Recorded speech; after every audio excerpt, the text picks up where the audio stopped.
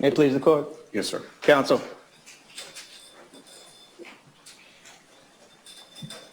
.187. We've heard about them. We know what they created. Fuck the city up. Recorded early January 2016.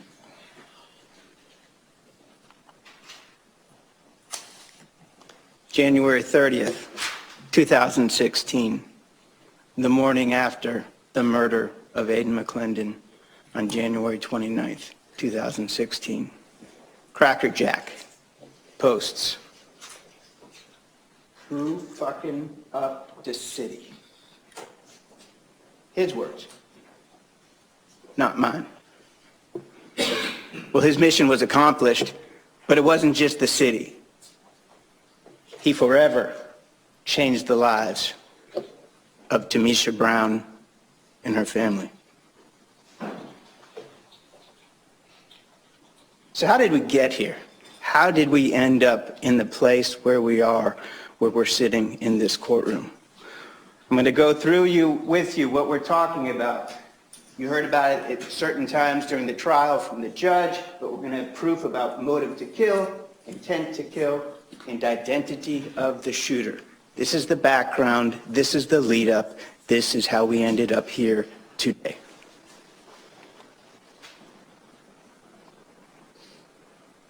A date prior to November the 14th, 2015, Henry Crackerjack Hayes and Breon D. Rose Mason, they have a fallout over a stolen firearm. D. Rose leaves PCE and joins up with 187, the beginning of the bad blood. November 14th, 2015, there's a physical fight at Kodak Black. Again, between 187, Problem Child Entertainment. It continues to fester. December 3rd, 2015, the death of Avery Suge McKnight, the 187 gang member. We know already that Avery Suge McKnight was a beloved member of 187. We also know when the Fuck the City Up video came out, it was asking who did this. We want to know who in the city. Well, then we got a response. We got a response from PCE through the song T on Top of T. You heard it. It is set to the same rhyme, to the same beat as 187's song, and in that song, they make statements related to the murder of Avery Suge McKnight. After the death of Avery Suge McKnight, 187 starts to adopt a different moniker. They call themselves Suge Nation.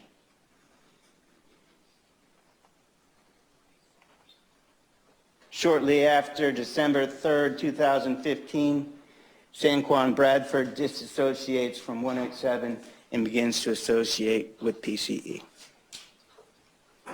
Again, we've got bad blood. We have people moving from one gang to the next and back and forth. December 25th, 2015, the shooting of the 187 gang members on Christmas near Odessa Street, exactly in the location where Avery McKnight was originally killed. It is believed that PCE is responsible for the shooting. So again, the buildup continues of the shooting back and forth between the gangs. January 6, 2016. This is the shooting by 187 at Cynthia Hayes' home. This is what you heard about, where they were at the home. They started shooting inside the home.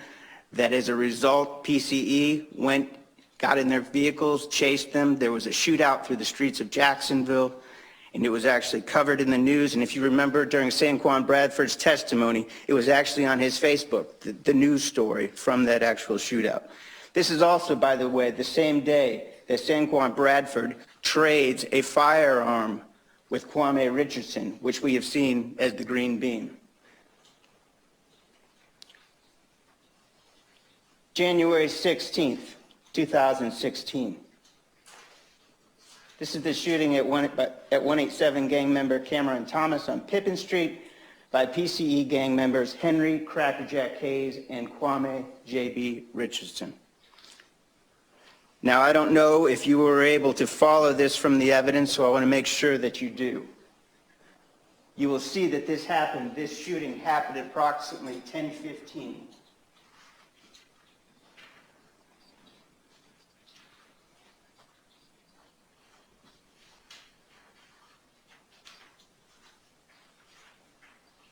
This video was made at approximately 9:48 a.m., 1/2 an hour before that shooting occurred. What's up, Facebook? Lord knows there's a lot of fuck niggas in this world. Get hit with that Glock. Niggas dumb as fuck. Damn though, boy, nigga got some shit on my mind, man. I wanna fuck over a nigga right now. That shit crazy though.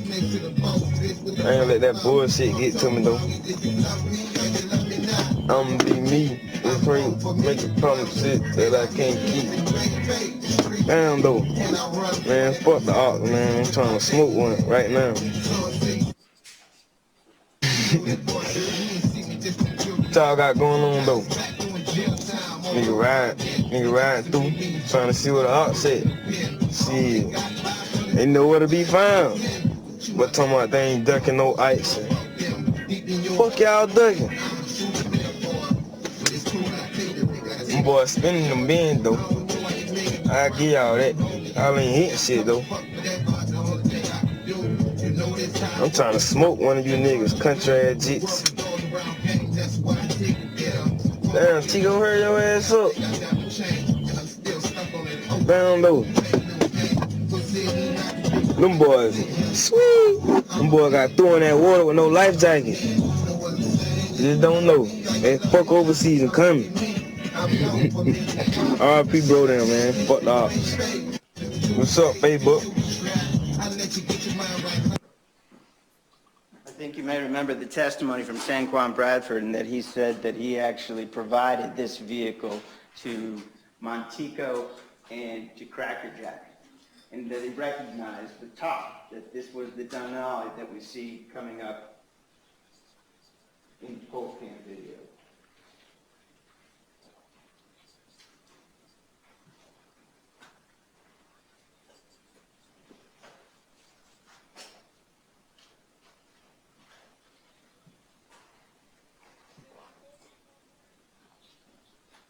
The Yellow House. We know plenty about the Yellow House. We know this is where 187 hung out. We heard from Cameron Thomas when he came in here and testified. He told you that this was the home where he stayed and that it was a location where 187 gang members actually came and congregated. But it wasn't just 187 who knew that they were there. This was also a location known by PCE. This was a place where they could be found. Now remember, that video you just saw where we're looking for the ops, where it's open season, this is literally 1/2 hour before what we see here. There it is, 10:12 a.m., January 16th, 2016. And there it is, the white Denali that Juan Bradford testified that he provided. Now, who do we know that was in that Denali? We know that Henry Cracker Jack Hayes was in there, and we also know that Kwame J.B. Richardson was in there. How do we know that? Direct testimony of Cameron Thomas. Now, you remember, Cameron Thomas, he was a member of 187, but he wasn't an individual who wanted to cooperate. Didn't cooperate at the time related to the shooting, and wasn't looking to go forward to the police. Instead, approximately 3 months ago, Ms. Kite and myself met with him, asked him if he would come forward and provide the truth related to what information he knew. He agreed to do so. He came in here and testified. Yes, sir. Your rounds? Improper argument. Approval. And he came in here and he testified. And he said that he was there on this day. And he said that he was in the passenger seat of this little white car, and that he saw the shooting starting down the road, coming directly at him. And he looked in there, and who did he see shooting? He saw Kwame J.B. Richardson, and who did he see driving? He saw the defendant, Henry Hayes. And oh yeah, by the way, who did we just see a half an hour before in possession of this Denali? Henry Cracker Jack Hayes.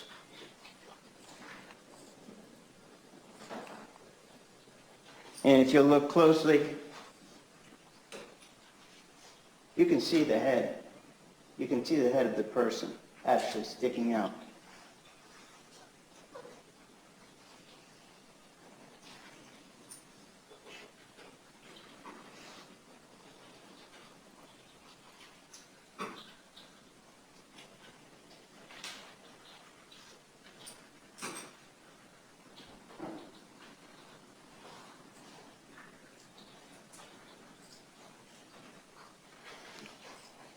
So that's how Cameron Thomas saw who it was.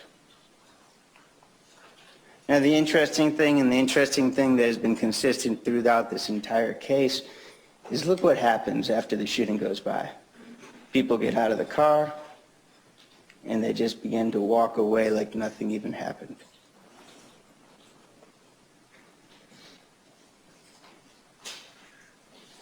That's January the 16th, 2016.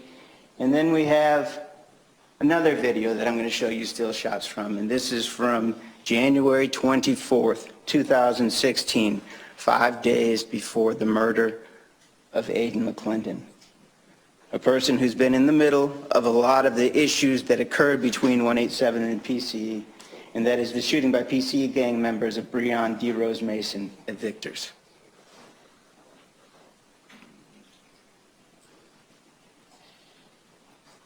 As you heard testimony, this is Breon Mason running, and we know that there's other individuals following behind him with a firearm.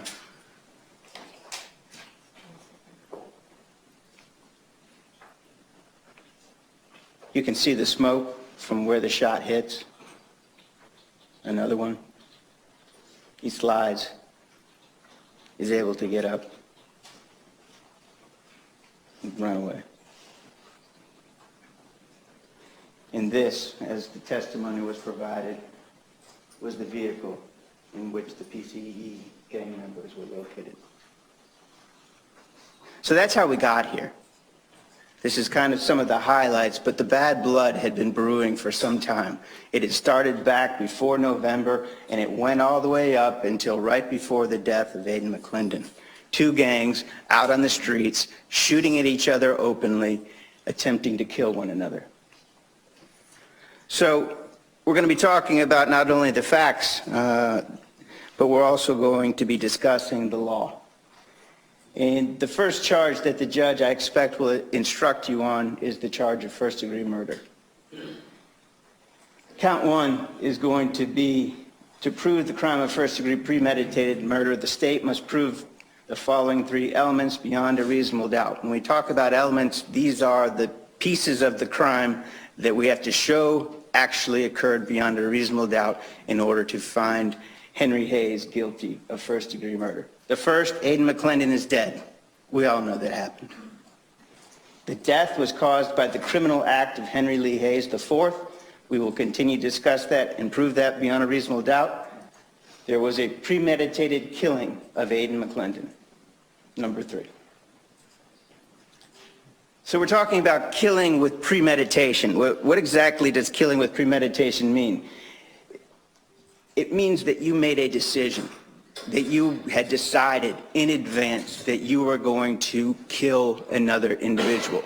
Whether that was a second or two before, the law does not fix a specific amount of time for you to form in your own head the intent to kill.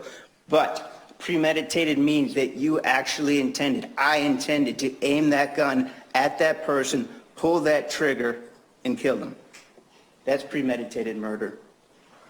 And that's what we have proven here. Now, this is an important instruction that I really want you to pay attention to. And this is, if a person has a premeditated design to kill one person, and in attempting to kill that person, actually kills another person, the killing is premeditated. The state has never taken the position before you all that Henry Hayes and Kwame Richardson were there to kill Aiden McClendon. We know who they were there to kill. They were there to kill this person, Reginald Ducey Williams. We've talked about him again and again, what witnesses have been questioned about him. Uncooperative. Uncooperative the day of the murder. Uncooperative the day after the murder. spoke to police, said half the story. But this was the target. And how do we know that? So we know when the vehicle pulled around the corner and the vehicle stopped. We know that Tanisha Brown's car was parked and Reginald Ducey Williams began to walk up to it. However, when the white Toyota stopped, he turned around and quickly started to move the other way because he knew why that car was there. That car was there in order to shoot him because that's what was going on. That's what these gangs do. PCE shoots at 187 and 187 shoots at PCE. Doesn't matter who it is. It didn't have to be Reginald Williams. It could have been anybody. It could have been Cameron Thomas. It could have been his brother, twin Spinabend Williams. It could have been any of them. It didn't matter who it was. If you were a member of 187, in Henry Cracker Jack Hayes' words, it was open season. He wants to smoke one of them. And on this day, it was Reginald Williams. Here's the other way we know that he was there for Reginald Williams on this particular day. You heard the testimony of Jordan Harris. He told you, and you've heard about throughout this trial, Facebook Live. Facebook Live means I get on my phone, I'm 187, they get on their phone, their PCE, we can talk back to each other back and forth, back and forth. Not only can I see where they are, but they can see where I am. They knew that Reginald Williams, Thomas Brown, and Jordan Harris were at 710 Spearing Street that day. And I will tell you, the testimony was also, there was language going back and forth, rapping.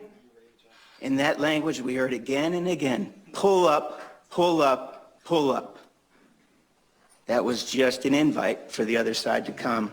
And on this particular day, they did.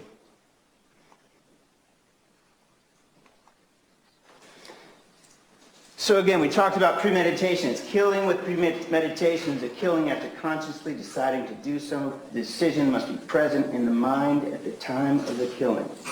So again, as I explained to you, the law does not fix the exact period of time that must pass between the formation of the premeditated intent to kill and the killing. The period of time must be long enough to allow reflection by the defendant. So again, that could be seconds, but I would submit to you in this case, we are not dealing with premeditation that was seconds. This was premeditation that had been going on the entire day and started the day before. Let's talk about some of the premeditation. So I gave you kind of the background. There's a feud or beef between PCE and 187, the shootings that happened back and forth. There was an intent. There was an intent by Henry Cracker Jack Hayes, and you heard the words come out of his mouth. He was going to shoot any 187 PC member he could find. The videos make clear that Henry Hayes was looking to kill the ops. As we talked about, the challenges that day back and forth on Facebook Live, pull up, while showing Henry Hayes that Ducey was located at 710 Spearing Street. Now think about the planning and committing the crime. We've got a carjacked white Corolla. We also know that they did something else. They did something else in order to conceal their identity, in their preparation, in their plan, in order to carry out these shootings. And that is the dark tint. The dark tint was put on the outside of the window so that they would not be visible from anyone that would be looking in those side windows. Here's the other thing. We know that there was premeditation because of all the shots.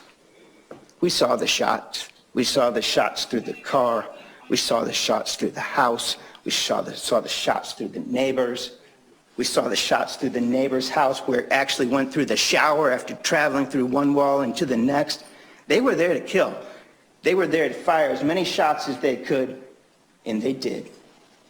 Unfortunately, Aiden McClendon was in the way of those shots. Here's the other thing that we know, talking about why we know they're shooting at Ducey. Let's talk about the direction of the shots. When Ducey turns around and he runs back this way, Tanisha Brown's car parked in the middle. They're shooting across, and so we know from the dowels on the car, we know from other information, and we're going to go through that that's who the target was. This is a shot through the license tag of Tanisha Brown's vehicle. This is number 4. This is actually the fatal shot that killed Aiden McClendon. Number 5, shot that went through his arm. I talked about the direction of the shots and how we know that he was shooting across towards Ducci. You can see that they used dowels. The dowels would be able to assist you in following the path of the bullet. And they did it not only with the car, but you saw it also throughout the trial. And you'll have all of this evidence. You also saw that it was going to be part of some of the other shots through the home, showing the direction of travel. Again, we see the direction as it goes through the back of the car, through to the front. Unfortunately, you remember the difficult testimony of the medical examiner, but you saw the wound to the arm. This is the shot that went through the arm.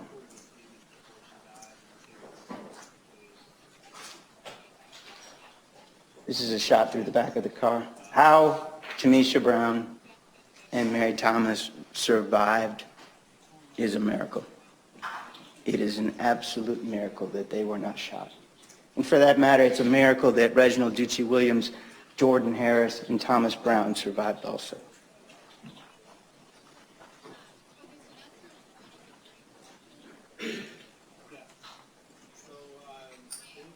This is a good one as far as being able to see the direction, shooting from left to right. And as unpleasant as it is, if you remember the testimony from the medical examiner, the wound path through the body traveled from left to right.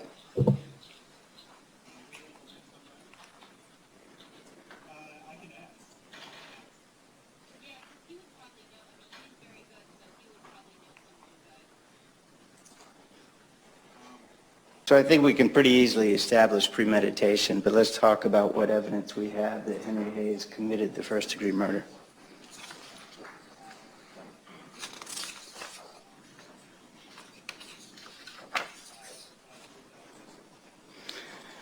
I want to talk about the identification that was done by Tanisha Brown. So we know that she clearly identified Henry Hayes as the backseat passenger side shooter from the Facebook photo. You will recall that Henry Hayes is consistent as far as his complexion with what she described the night of the shooting. We also know, importantly, a person who sees someone shoot and kill their child does not forget the face of that person. The defense has attempted to make an issue in this case that a photo spread was not used. I would ask you to remember the testimony of Shatori Williams. Shatori Williams is the individual who was in the Toyota Corolla that Juan Bradford carjacked. All right? So we also provided to you, and you'll have it, but you saw the arrest and booking report of Juan Bradford when he was arrested. And he had short hair. He's got the long, tall hair now, but he had short hair. I would ask you to look at the photograph that was used in the photo spread for Juan Bradford, from which Shatori Williams identified him. You will see that he has different hair. In fact, it's completely different from what it was at the time that she was carjacked. But the issue is, she also went through a traumatic event. She did not forget that face. It didn't matter the way that the hair looked.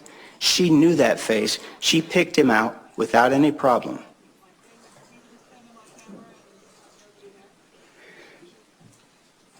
Let's talk about the circumstances.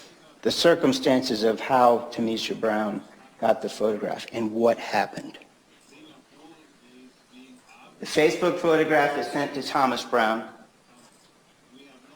Thomas Brown goes to Tanisha Brown and shows it to her. We don't have her studying the picture. We don't have her picking the picture up, looking at it, thinking about it. We have an instant and automatic reaction upon seeing it. That that is the person who killed my baby. We heard the testimony from Tanisha Brown. We heard the testimony from Rhonda McDowell. We heard the testimony from Thomas Brown himself. Also importantly, we had the testimony of Detective Scott, because as soon as that happened, they placed a call to Detective Scott to say, we have identified the shooter from a photograph. And Detective Scott testified in the background. He can hear her screaming and yelling, that is the person who killed my baby. She did not forget that face. She would never forget that face. Let's talk about the fact that she heard 2 to 3 pops initially when she was sitting in her car, and we know that she looked in the rear view mirror. She didn't know what those two or three pops were, she told you. She said it just drew her attention. She looked in the rear view mirror, she looked at the white Toyota Corolla, and we know that that white Toyota Corolla was at less than 84 feet away. We talked about the measurements as far as where her car was located towards the street. We know from the house, from up there on the porch, from the house all the way to the street is 84 feet. We know that she is parked in front of the house, so she is less than 84 feet away. We also know that she testified that Henry Hayes was leaning out of the car window without anything covering his face. This included almost his entire upper body leaning out the window. Tanisha Brown testified and told you that she was paying attention to the face of Henry Hayes, not the firearm. Because remember, she's heard 2 or 3 pops at first. She doesn't know exactly what's going on. The back windshield has not broken yet. She is looking behind her to see where the noise is coming from, and so she is looking at the person and focusing on the person. And she testified to you, and she said, I saw his face for 3 seconds. And so, you hear the word 3 seconds, and initially you stop and you think, well, gosh, that's not very long. But I would ask you, how long is 3 seconds? 1 1,000, 2 1,000, 3 1,000. It's a lot longer than you think it is. And you don't think in that time, in 3 seconds, she's not going to remember the face of one of the individuals who shot and killed her 22-month-old son. She also testified that she wasn't sure what it was, but that it was some type of crown-type object that she saw on his head. And as we know, and you'll see from the photographs, and you've seen from the videos, that's clearly the hairstyle that Henry Hayes at the time of murder. And here's the other thing, Jamar Brooks. So Jamar Brooks was not exactly the most cooperative witness that we ever had up there on the stand. Clearly did not want to be here. But what did he tell you? He told you that approximately 2 hours after the murder of Aiden McClendon, that he was driving past the Gate gas station at Moncrief and 45th. And what did he see? He saw Henry Crackerjack Hayes, and he saw Kwame J.B. Richardson standing outside a white Toyota Corolla with dark tint. Now, Jamar at that point had no idea why that would be significant or important. And frankly, as he sat up there, it was clear he didn't want to be here at all. And frankly, I will tell you that I would submit that makes his testimony that much more compelling, because you had to drag the words out of him. He doesn't want to say them. He doesn't want to be a snitch. He doesn't want to be involved, even though his friend Thomas Brown's sister's child was killed. And for that matter, Thomas Brown didn't want to be here either. I mean, that was relatively evident. I think anyone who heard his testimony, he didn't want to be here. That is not the way of the streets. But they got up there and they told you.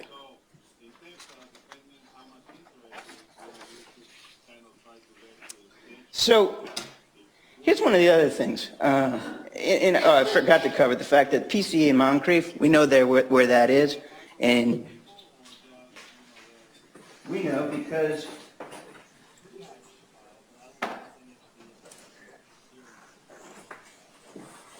we've got territory charts.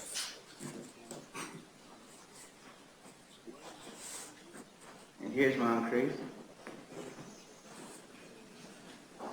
And you'll see 45th is located right in this area. It was safe It was a safe area to be. You'll have this map with you. You all will be able to describe, to look at this and study it. You'll be able to look at any and all of the evidence that has been introduced. But you'll see Henry Hayes and Kwame Richardson were in that stolen white Toyota Corolla, and they were back, and they thought that they were safe because they were out of the east side. They were out of 187 territory, and they were back in their own. So we talked about eyewitness identification, and I expect that one of the instructions that the court is going to talk to you about is eyewitness identification. And there's a number of factors related to that. But I would ask that you focus on, number one, the capacity and opportunity of the eyewitness to observe the offender based upon the length of time for observation in the conditions at the time of the observation, including lighting and distance. So there has been some issue made during this trial related to what was the lighting at the time of the shooting. Was it light outside? Was it dark outside? Was there enough light to see a face, or was there not? You know what the beauty of this case is? You're going to have the exact answer to that. And we'll get to it. But if you will recall, there's a poll cam that was set up looking at the yellow house on Pippin Street just around the corner. You will be able to view that poll cam. You will be able to see the white Toyota Corolla go by at 6:01 p.m., 4 minutes before the shooting. So you'll be able to judge for yourselves with your own eyes exactly what the lighting conditions were. Other evidence that Henry Cracker Jack Hayes committed the crime of first-degree murder. January 31st, 2016 at 1846 Helena Street, during the execution of a search warrant at a PCE trap house, the MAC 90 was located. Again, in the middle of PCE territory. This is the home. This is the inside of the home. This is the carport on which the MAC 90 was found. What do we know? We know that a search warrant was being served. We know that the people ran, and we know that this firearm wound up on top of this carport. Now, you would think that perhaps if someone had used this MAC 90 in a homicide, that they would have gotten rid of it. But this firearm had particular significance. This was little Kendre. This was named after the deceased PCE member, Kendre Alston.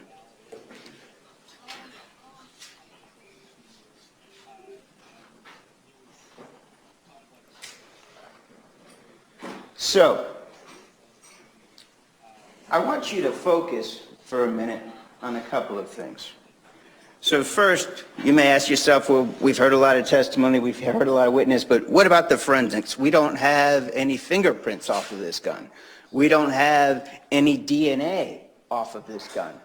Well, that's not for a lack of trying, and it's pretty clear why. When you look at this, you can see that this is a relatively rusted gun that is not conducive for fingerprints nor for DNA. But I would submit to you, we don't need forensics in Henry Hayes' case.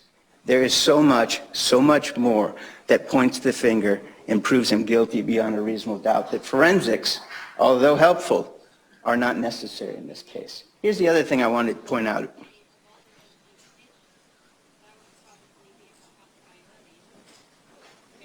Take a look at that area there, and you will be able to notice from the reflection from the light that was taken during the photograph is it almost has a little bit of a silver color to it. And you may recall that there was cross-examination about whether or not this photo, in which Juan Bradford identified Henry Crackerjack Hayes as carrying the MAC 90, little Kendrick, was the same firearm because it appeared that it had a little bit of silver on it. Ladies and gentlemen, I would submit to you that is nothing more than the lighting. You can see it. It depends This area here looks silver. It just depends how the light hits the firearm.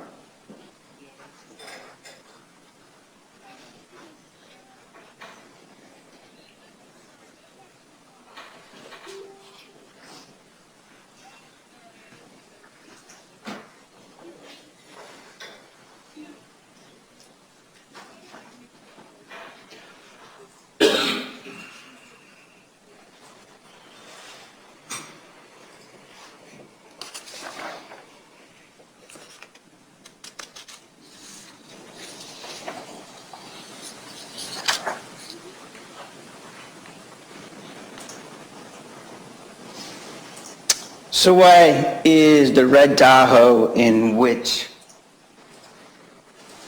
the Glock 26 was found also significant? We already know that that firearm was tied to Kwame Richardson, but it's important because it's the two of them together with their firearms. We know that Henry Hayes was carrying a gun. His sister testified that he was carrying a gun when they got pulled over. He took the gun off his person, gave it to her, and asked her to hide it. Kwame Richardson, the evidence supports he's the one who put it in the bucket. The two of them together. We also heard testimony, these are not just two people who know each other. These are best friends. These are people who were together all the time. They did, simply put, their dirt together. Here's the location where Cynthia Hayes testified that the carpet was pulled back and the firearm was placed.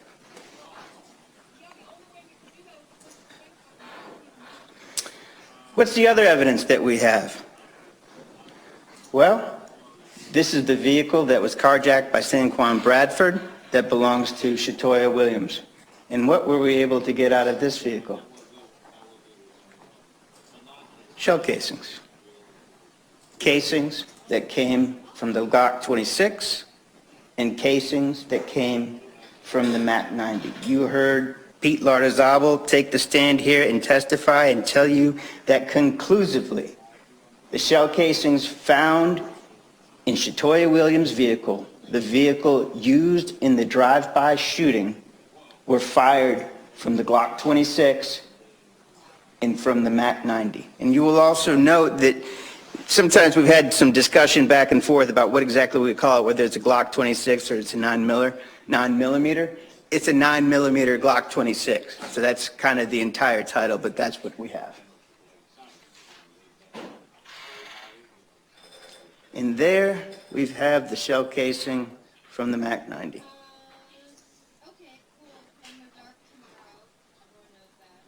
What other evidence do we have that Henry Hayes committed the murder of Aiden McClendon?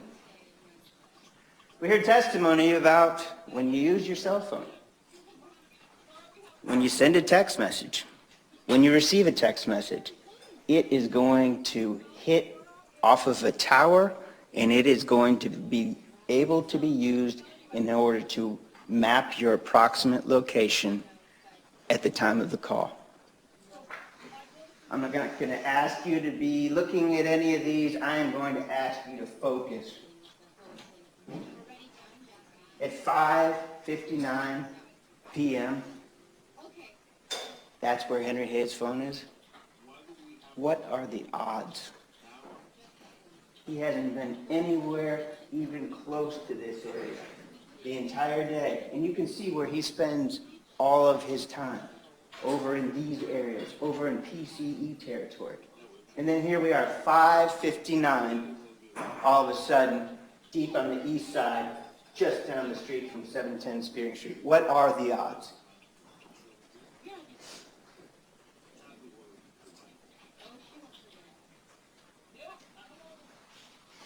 So the mapping was not just done for Henry Hayes, but there was also the mapping that was done for Juan Bradford. And I don't want to tell you that these are exact 100% locations, because that's not what I'm saying. But what I am saying is this tells you the very general area in which that person is. And we know at 5:36 p.m., Juan Bradford is over off of Wilson Boulevard. 5:33, just before that, he is over even further away. And at 6:20, now remember, the crime happened at 6:05. This is his approximate location. And again, 710 Spearing Street, here. Nowhere close.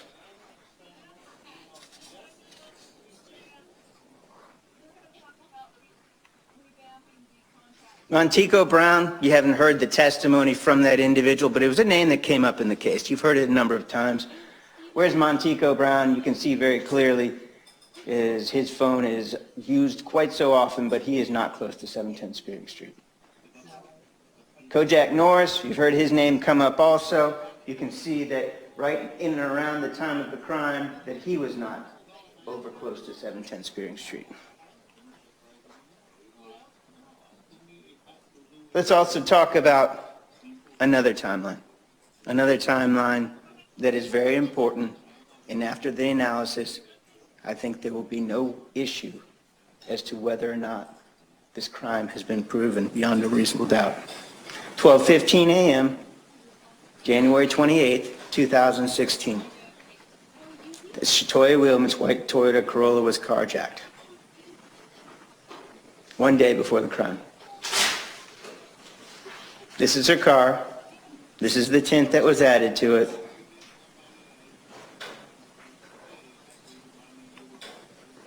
January 28th, 2016.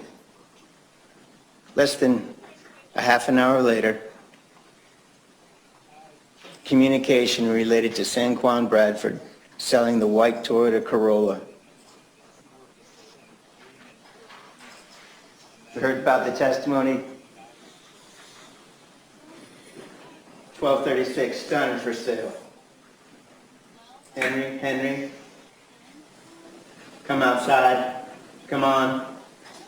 Juan Bradford response to Cracker Jack, JB's got it. 12:45, almost exactly a half an hour later, JB's got it. Henry Hayes, all right. What else do we know about that car?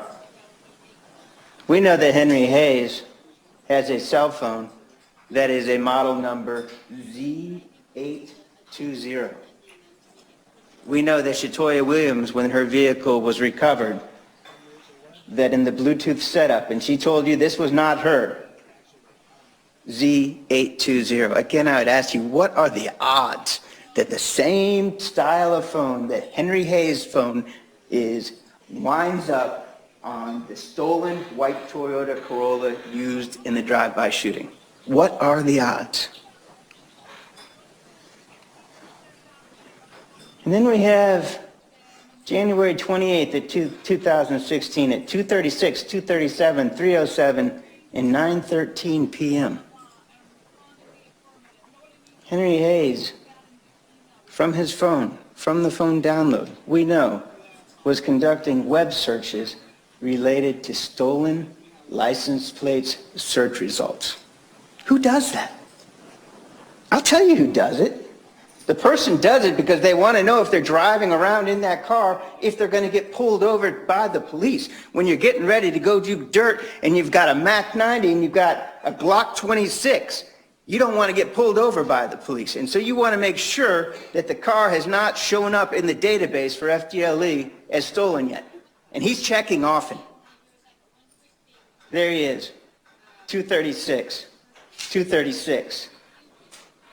There he is, 2:37, 2:37. And what else do we have here? Oh, communication, outgoing from Henry Hayes. I'm in the white car. Again, what are the odds? The white car, we know what the white car is. It's the white Toyota Corolla. He's in it. He is in it. Here we are again, 3:07. FDLE Public Access System, stolen license plate search results. Again, 9:13, he's checking. Again, the day before the crime. The day of the crime, January 29th, 2016, again, Aiden was murdered and shot 6:05 p.m. Here we are, 10:53 a.m. Incoming instant message asking if Henry Hayes is sticked up. We know what that means. We've heard the testimony.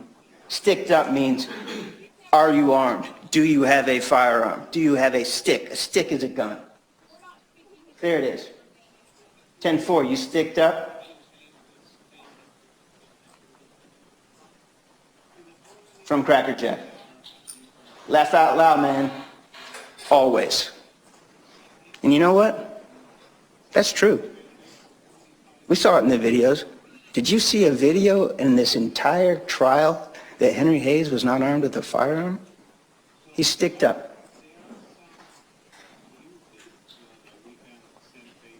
Here we are, time of the crime, 6:05 p.m. There we are, 6:01. Not only do we see this white Toyota Corolla driving by the yellow house on Pippin Street, but take a look. That's how light it was. If you have any question in your mind as to what the lighting was like at the time of the crime, just take a look at this poll cam video or just take a look at the still shots. Plenty light. You can easily see. Now, why is the white Toyota Corolla driving by the yellow house first? Well, we know from Cameron Thomas and we know from other individuals who have testified, it's a gathering location. And so presumably, they're trying to see, is there a group of 187 people out there that we can shoot at? Go past, nobody's out. So, here we are at the yellow house at 1148 Pippin Street. We also know that Shante Gibson, who testified right about this, around this time, saw that same white Toyota Corolla with the dark tinted windows sitting outside of our home, playing the loud music. And then we know that 710 Spearing Street is just down the street.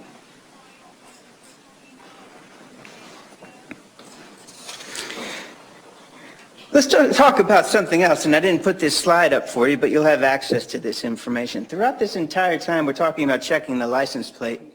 Look at how many times around the time of the murder and after the time of the murder that Henry Hayes is checking News4Jax.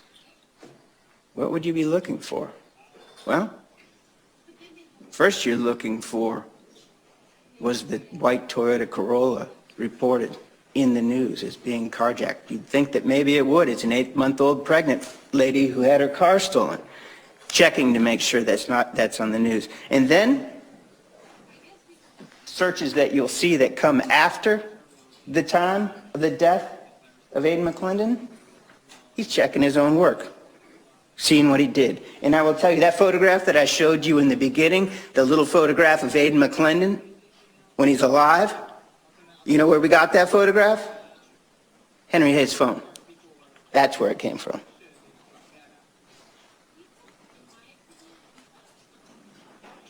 So we know the aftermath at the hospital.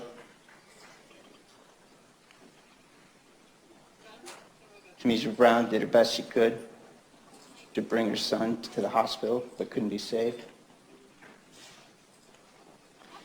And then we have 8:33 p.m. Henry Hayes web search. JSO responds to an undetermined death on the east side. Who's interested in looking at that? Why is there a specific search for that? Because Henry Hayes wants to know what the police are doing. They want to know what the information is that's out on the streets. That's why. And then 20:45 or 8:45 p.m., text message to him. You straight? Yeah, I'm straight.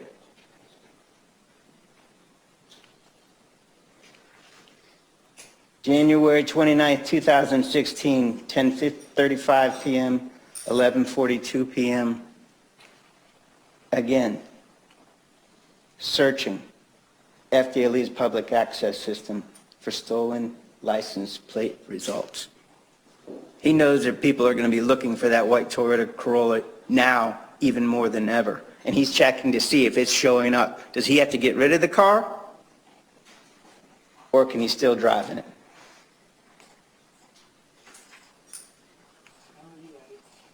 Again and again. And there we are that night. Clock is turned to January 30th, 2016 at 1:14 a.m. Ion even go no car more. Ion even got no car more. He's gotten rid of the car.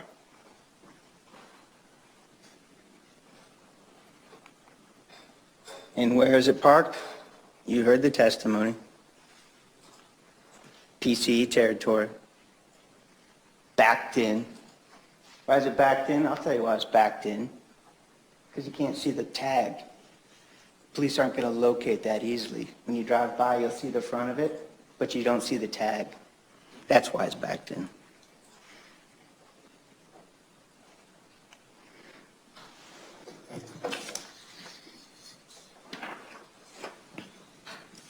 Let's talk about some of the other evidence showing that Henry Hayes is responsible. You recall that Detective Scott testified about the interview, and we didn't cover the whole interview, but we talked about some things that were interesting. During the interview, he was asked, does he know anything about the white Toyota Corolla? Henry Hayes' response, never seen it before. Not true. We know that now. Why? Because he knew it would implicate him in the murder of Aidan McClendon. Asked if he was a member of PCE. He said no, not true, and we'll talk about that some more. Why? Because he knew it would implicate him in the murder of Aidan McClendon. Does he ever own or possess any firearms? Not true. Why? Again, the answer is the same. He doesn't want to provide the police with information related to the death of Aidan McClendon that could connect him up. But he did provide his telephone number.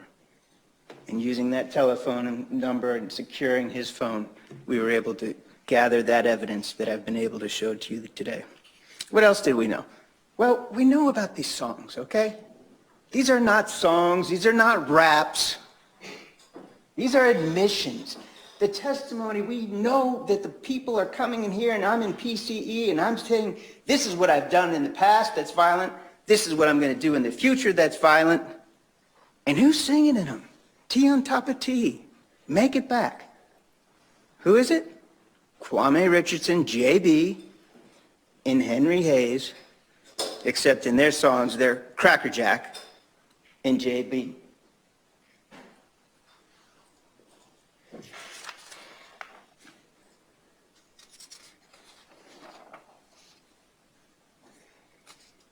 What else do we know? We know about Cameron Thomas. When he came in here and testified, and he talked about a couple of things, and he said, Henry Hayes was known as a shooter. That being a shooter brought status to you within your gang. He said that Kwame Richardson was a shooter. Being a shooter brings status to you in the game. And what else did he tell us? He told us that Kwame Richardson, JB, what does that stand for? Just blow. What does just blow mean? Just shoot. Again, these are the two people together. Best friends, always together. Together at 6:05 on January 29, 2016. Let's talk about the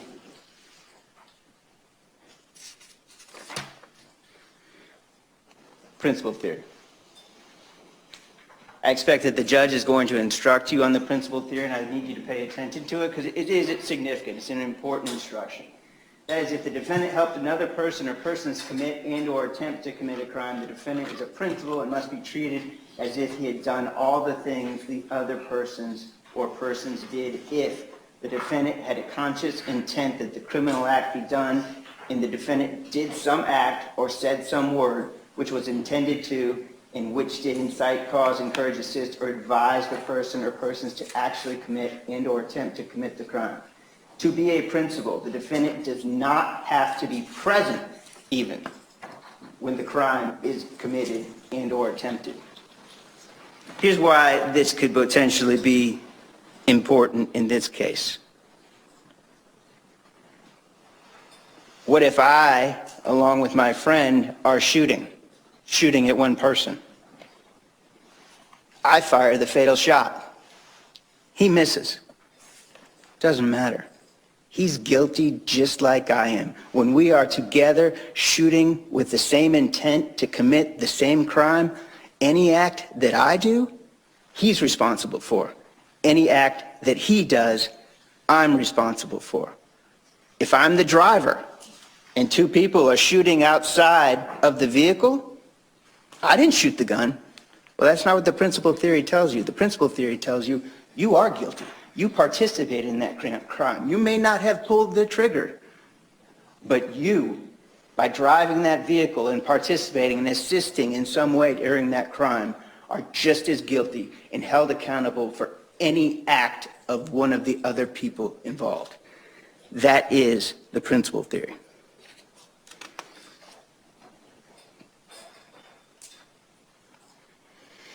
You're going to be asked throughout this, and you'll get it during the jury instructions, to talk about and make specific findings related to firearms. You're going to be asked to find whether during the commission of the crime that the individual possessed a firearm, and you're also going to be asked to make a specific finding whether or not they possessed and discharged a firearm. I really don't want to spend a lot of time on this particular because there's no question that the firearms were possessed and there's no question that the firearms were discharged. Let's talk about a criminal gang. If you find that Henry Lee Hayes IV committed murder in the first degree, and you also find beyond reasonable doubt that during the commission of the crime he was a criminal gang member or associate, as defined below, and that activity was committed with the intent, and here's what's important, the intent to benefit, promote, or further the interests of the criminal gang, you should find the defendant guilty of murder in the first degree as a criminal gang member. So just how you had to make a specific finding about whether or not the person possessed and discharged the firearm, this is a separate finding in and of itself as to whether, one, the person was a criminal gang member, and two, whether the crime involved in this case, the murder of Aiden McClendon, was committed with the intent to benefit, promote, or further the interests of the criminal gang. Now again, keep in mind, we're not saying they tried to kill Aiden McClendon, but we are saying that they tried to kill Ducci. And you know the thing related to that, you know how we know that they were trying to kill Ducci? Because Ducci had a gun. He had an AK-47. He got out of his girlfriend's house, got into Jordan Harris's car, and he had that gun with him the entire time. Why did he have it? Because he knew it was open season. He knew that 187 PCE, that PCE could come rolling through at any time and that he needed to be armed. And we also introduced into evidence the .223 shell. We know that didn't match the MAC 90. We know that it didn't match the Glock 26. What did it match? It matched, although I can't give you scientific evidence, I can tell you it is a long rifle and it matched the firearm from where Ducci took a shot back at the white vehicle. So we know they're trying to kill Ducci, but again, that is what the gangs were doing. Who can kill who? Who can shoot who? Status. So criminal gang is legally defined as a formal or informal ongoing organization, association, or group that has as one of its primary activities the commission of criminal or delinquent acts. It consists of three or more persons who have a common name, common identifying signs, colors, symbols, including but not limited to terrorist organizations and hate groups. Ongoing, meaning at the time of the crime, the gang was active. Talking about the primary activities, spend a substantial amount of time essentially engaged in criminal activity. Well, we already know that. We see it for ourselves. What is their activity? Their activity is to go back and forth and say that my gang is better than your gang and rap, talk about the shootings and the killings that I've done, and then to go out there and carry out their acts moving forward. This started back in November, continued on through the death of Aiden McClendon. And while we know that this is two gangs that we're feuding, remember we had testimony that originally these two gangs didn't necessarily not get along. They were actually relatively friendly. But then it ramped up, as we talked about in the timeline, and that is what they were doing. They were shooting back and forth at each other to benefit, promote, or further the interests of PCE. PCE wins the war, we're the champs. We get the respect. 187 wins the war, we're the champs. We get the respect. Criminal gang member, you'll get the instruction. The pictures speak for themselves. There's no doubt that Henry Hayes is a member of Problem Child Entertainment.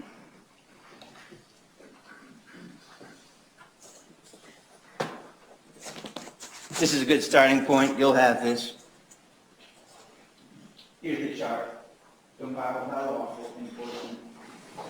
why do they have this chart? Here's why they have the chart. They have the chart so that they can monitor, so they can see what these specific individuals are up to. They're looking to see, do they associate with each other? Do they flash gang signs? Do they commit criminal acts? Do they brag about their criminal acts? Yes, yes, and yes. So you got the photos. You got the songs, T on top of T. Probably never heard it before. You came into this courtroom. T on top of T and make it back. Drill music. Shooting music. Bragging about the criminal acts that we have committed. You have the testimony of Cameron Thomas. Who knows better than him? He's a member of 187. He lives in the Yellow House. He's the one who has to deal with being shot at all the time. He knows darn well exactly who Henry Hayes is, and he knows that he's a member of PCE. We also have the testimony of Juan Bradford. Again, identified all the members of PCE. Also able to identify the members of 187. So again, we're looking to see, A, are they criminal gang members, and did they commit the act in order to benefit, promote, or further the interests of the criminal gang? There'd be no other reason. Henry Hayes didn't have a specific beef with Ducci. He had a beef with 187. You're a member of 187, it's open season. You're the ops. You heard the testimony of Detective Matt Boland. He told you that he documented Henry Hayes as a gang member of Problem Child Entertainment. He told you how he monitors social media in order to collect information. He documented him based on the fact that he's associating with other gang members. We know that. He documented him based on the fact of hand signs. Yeah, we know that. We got the photos. Talked about gang-related clothing and then taking responsibility for crimes through communication. Again, what better examples do we have than T on top of T and make it back? Now, so there was some issue that was made about, well, you actually formally documented him after January 29th, 2016. And I would submit to you, if you really analyze that point, it makes zero sense. A crime report is never reported until after the crime happens. So if I call in and say my house has been robbed, there's not going to be a report that was prepared in advance of that. The report is prepared after, based on the information that has occurred in the past. And there was plenty of information to support this. The photos, every single person, Juan Bradford testified in this video, a member of PCE associating.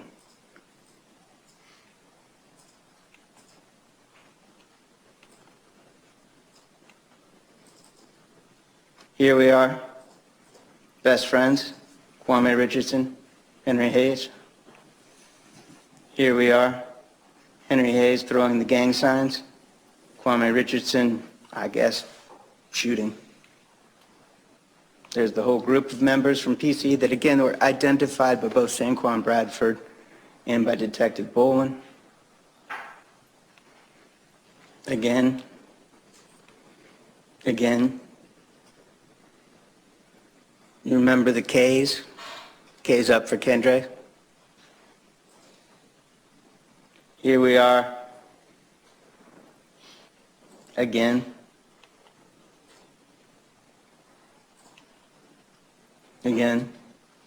K's up for Kendre.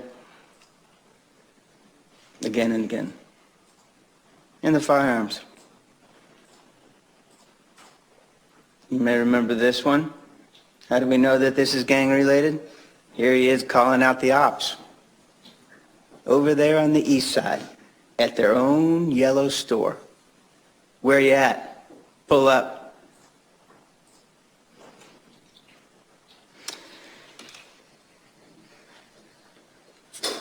So again, Henry Hayes was documented for associating with other gang members, the gang hand signs, the clothing, taking responsibility for crimes through communication.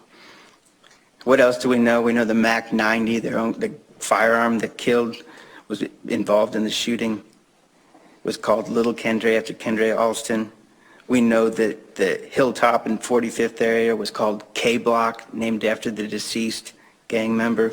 We know that the Washington Heights area was called Vantaland, named for the deceased gang member Gervonta Robinson.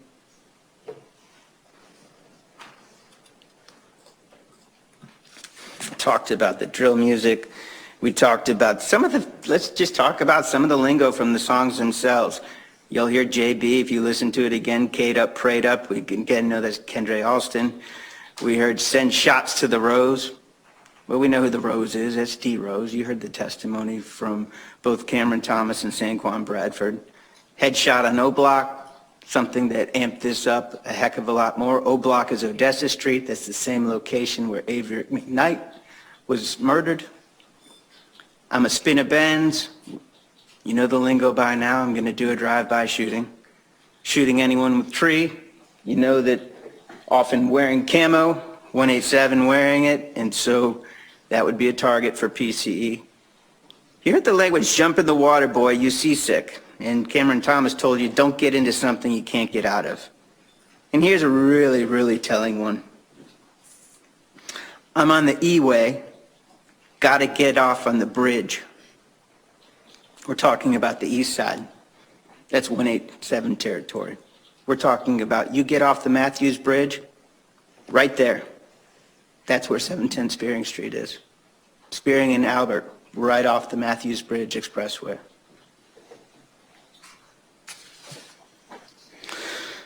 All right, so we talked about the verdict. So you're going to have, when you get it, you're going to have first-degree murder, and then you're also, I expect, the judge will instruct you on what's known as lesser included offenses.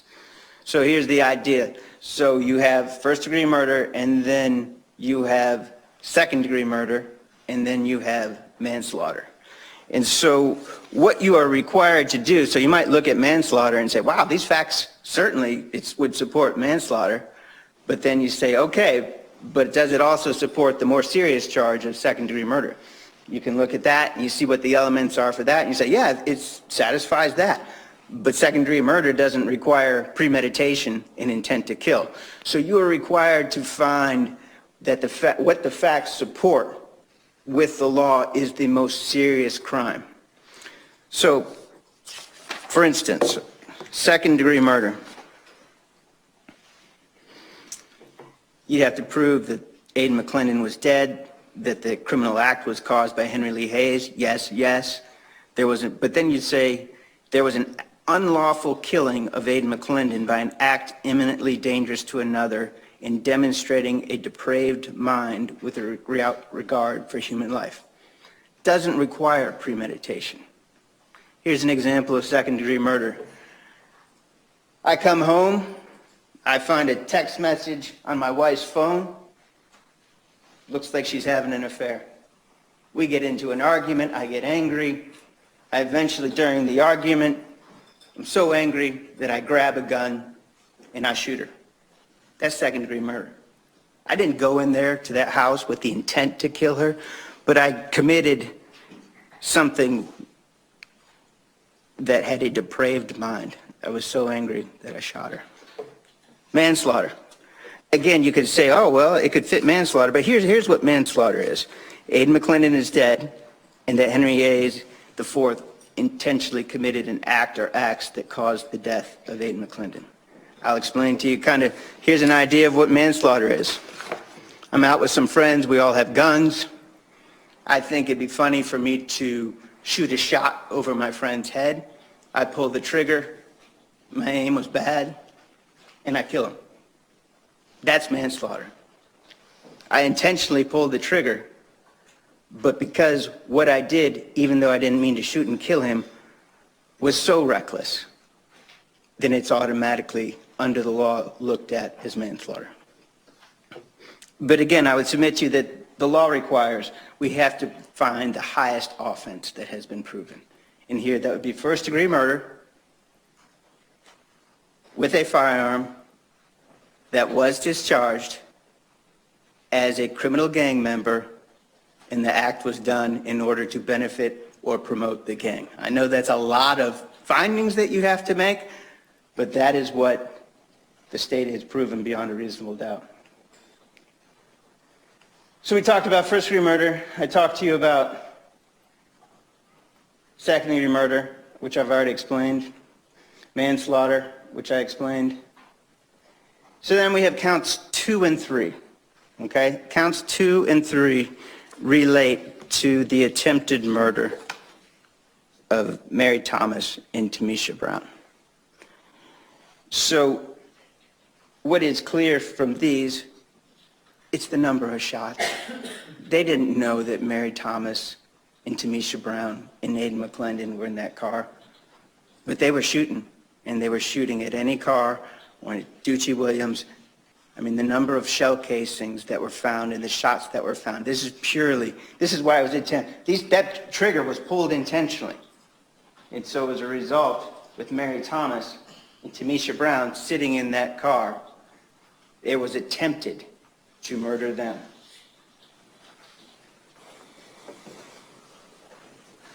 And again, you kind of do the same analysis that you do with regard to the murder of Aidan McClendon.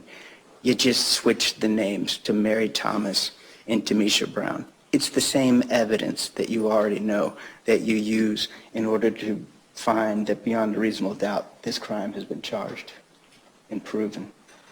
And so that's what I'm telling you. It's the same evidence. Same evidence I talked to you about that Henry Hayes committed the first-degree murder is the same evidence you rely on in order to find the attempted first-degree murder of Tanisha Brown and Mary Thomas. The only difference is they didn't die. It's as simple as that. You'll also be instructed on lesser included counts, very similar like I talked to you about with regard to first-degree murder. There's going to be the attempted manslaughter, the same idea that I talked about. The final thing you're going to be asked is discharging a firearm from a vehicle as a gang member within 1,000 feet of a person.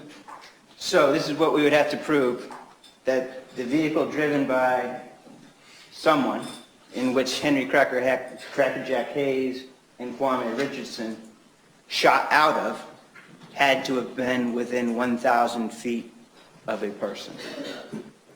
So he was an occupant of the vehicle, and he knowingly and willfully discharged a firearm from that vehicle within 1,000 feet of any person. Well, we don't know exactly how far away Tanisha Brown's vehicle is, but again, we know that it was less than 84 feet.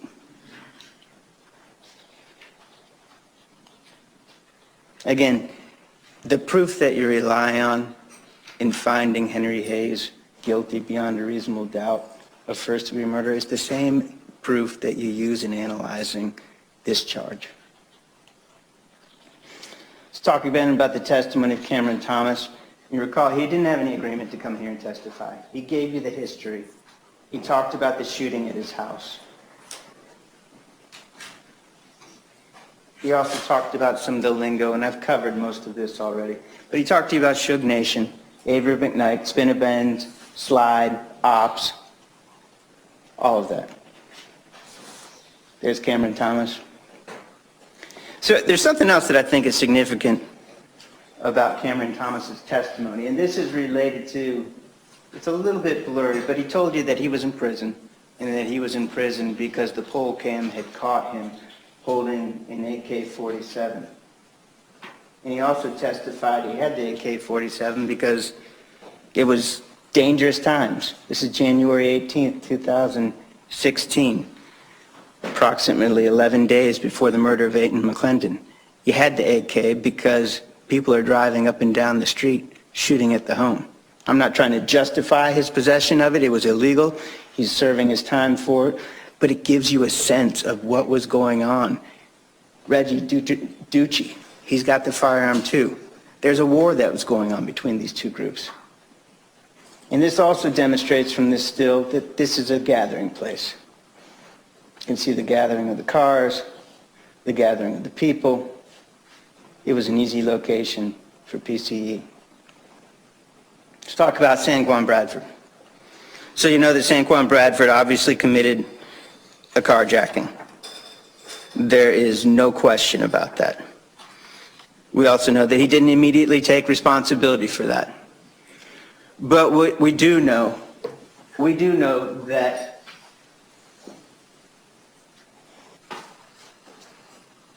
on August 25th, 2016, and you'll have this and be able to read it, he sent the following to Detective Scott.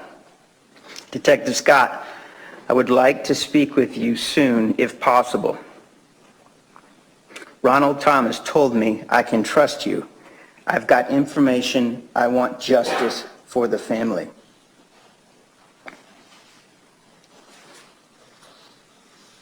So Juan Bradford is what he is, but he wanted justice for that family. He came in and he's pled guilty, and yes, he was allowed to plead to a lesser charge, but he's subject to 15 years in prison. And let's not fool ourselves, 15 years in prison is a long time. And he's agreed to come in here and testify truthfully. He talked to you about the history of the beef between PCE and 187. Talked about going over with D. Rose at 187. He talked about falling out with D. Rose over a girl, and he left 187 and began associating with PCE. And again, as we talked about, this caused problems. All you've got to do is review the video and see the language that was used in regard to in regard to Juan Bradford. He went through and identified all the members of the PCE. He told you, importantly, that on January the 6th, 2016, he traded a gun with JB, gave JB the Glock 26 with the beam. This is also the same night as the shooting at Cynthia Hayes' house. He identified the Glock 26 from the video of guns on the bed in Cynthia Hayes' home and from the video. And so, part of the testimony today we heard from Pete Larzabal, well, I can't tell from looking at that because of the beam exactly what type of firearm that is. Well, that's true. But it's different because Juan Bradford traded the firearm with JB. That's how he knows which gun he's carrying. He identified Cracker Jack with the Mac 90, Little Kendre. He gave you that important information related to the Denali truck, and I know it's a little crazy that someone can buy and sell a Denali truck for $60, but, this whole case, we told you from the very beginning, was going to be taking you into a world that you're probably not familiar with. And these are the kind of things that were going on, and that's the reality of what was going on in the streets. Importantly, he went through and he interpreted the song lyrics. Told you that he grew up with JB and Cracker Jack, that they were friends. Told you about Montico that he knew. He told you about Kojak. He told you about Danny Haddon, Charles Treyboy Howell, Carjante, Perfect Game Mitchell. He talked to you about the sign of M for Mikkel, which is one of the deceased PC members. He talked to you about the fight at Kodak Black, the video that was made after Suge's death, and that video was made in order to try to get a reaction. Whoever it was that was responsible for Suge's death, 187 wanted to know. And T on top of T, made by PCE, answered that question. Again, ramped things up.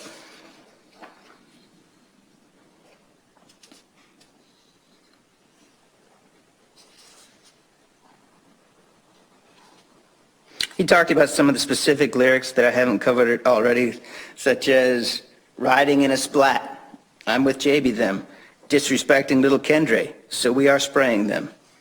Talked about all the shootings and missing, talking about 187, put the neon on his ass, talking about JB's green beam.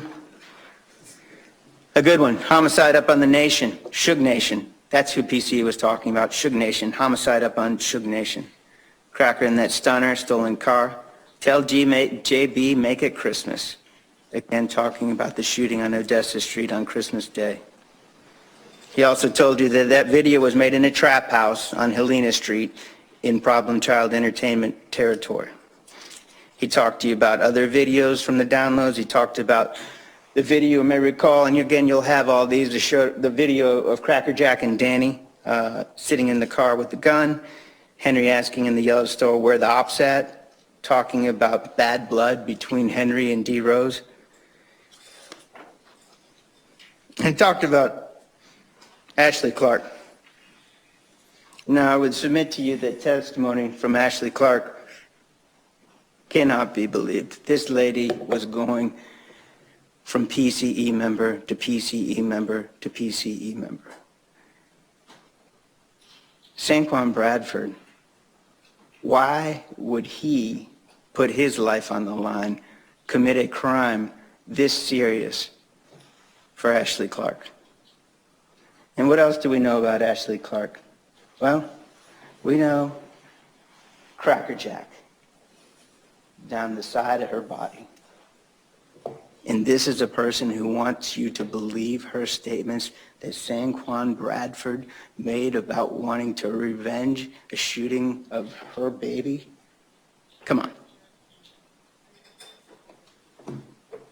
Juan Bradford testified before she was on that he didn't even hear about a rumor that Ducci was responsible for shooting Ashley Clark's baby. And he certainly said he never would do anything saying to the effect that I would take care of it. I wanted to shoot Ducci's relative or child. It makes no sense. You're going to do that for that lady that he referred to, and excuse me, but as a harlot, you don't put your life on the line for something like that.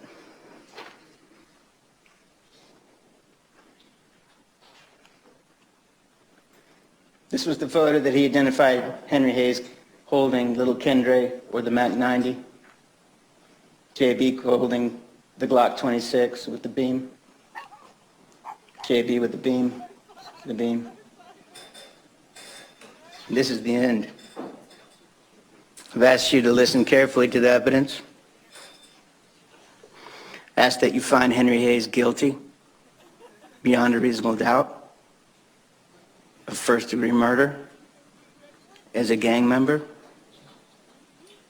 And I would leave you with this. You're going to get to hear from Ms. Kite one last time.